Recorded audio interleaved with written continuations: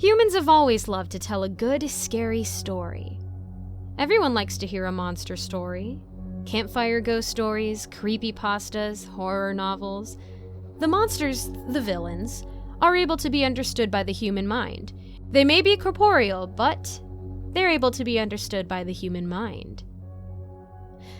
If only the real monsters were so easy to understand. If only they were so easy to fight off, to see, to hear. You see, the real monsters of the world are those humanity has always ignored. The ones that they rationalize away, because their minds can't even quite see them. But I've seen them. I know what they are. I know how they hunt and torment humanity. Thousands of realities exist, separated by curtains. Yes, I know, it may be shocking to think that there are many universes like ours, but that's not important. What's important is that curtain. People feel the shifts in these curtains, feel their ebbs and flows.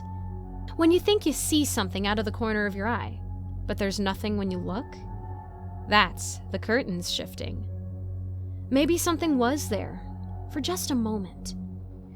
But it's gone back through the curtain, back into the curtain itself.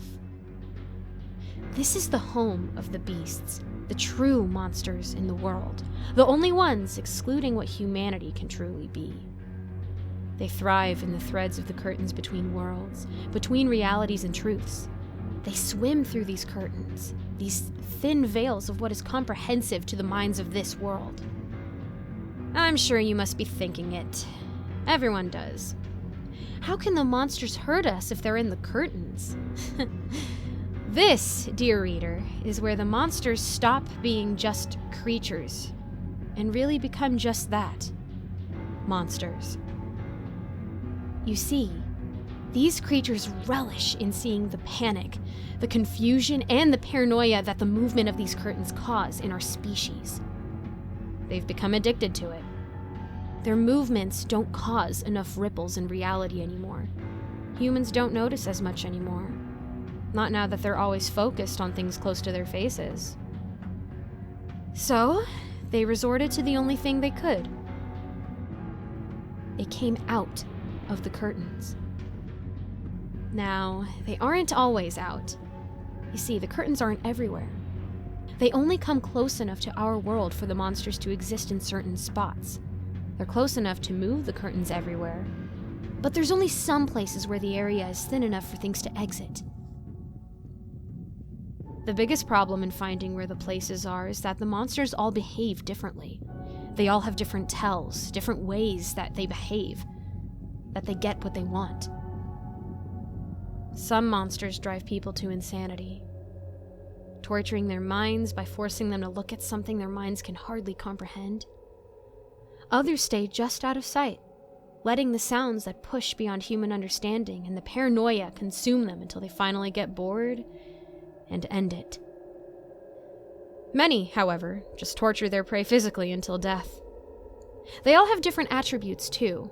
Some look like fires, some look like break-ins gone wrong, some look like a serial killer that is almost an impossible timeline, and some look like someone just cracked and went insane. Are you seeing how difficult they make it for me? Me, who has to find them and destroy them so that they can't come through the curtain? Who has to personally make sure that the spot of the curtain is blocked or watched? I've only seen them myself one time, and it was borderline insanity for me. For a good long while, I thought I'd cracked, but I didn't. I made it, and I came out of it knowing things that were impossible for me to have known. I'm sure you wondered why I know so much about these monsters that are supposed to be inconceivable to us of humanity, how I know where they live, how they hunt, why they hunt. It's because when I saw my monster, a part of it never left me. I saw my monster when I was only 16 years old. I had gone out with friends to an old cabin in the woods that was supposed to be haunted. People had died there, they said. It would be fascinating and a thrill. Oh, that place was broken, all right. It was haunted by something, but it wasn't a ghost. It was them. Those things and those curtains.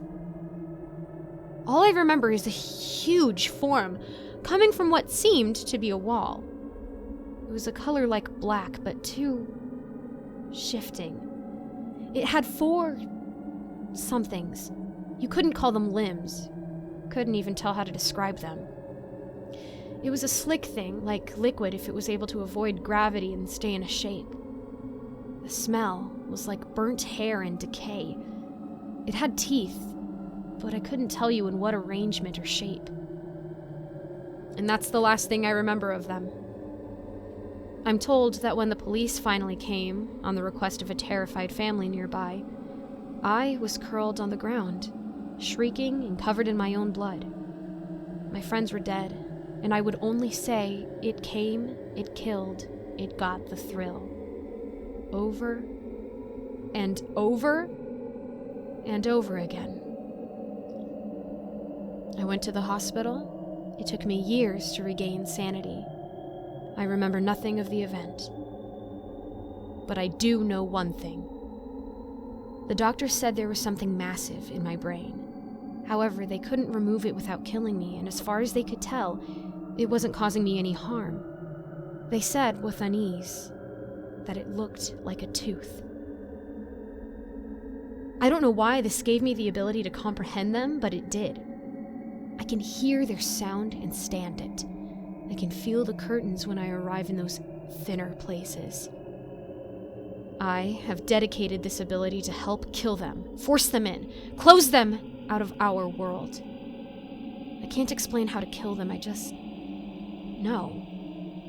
There's no way to prepare. It depends on the monster. Why am I telling you this? Why would I tell you something that you can't change or even really understand? Because I fear one thing. I fear that this thing in my head is making me one of them.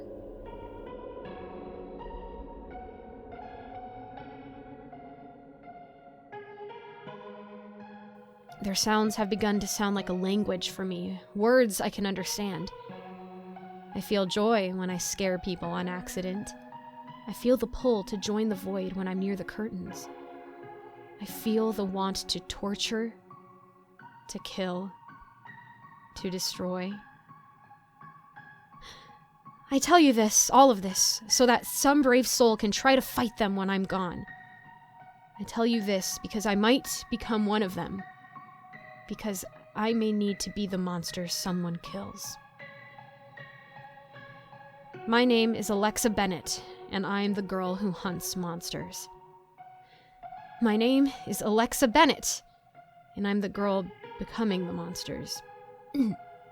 My name is Alexa Bennett, and someone needs to take up my mantle.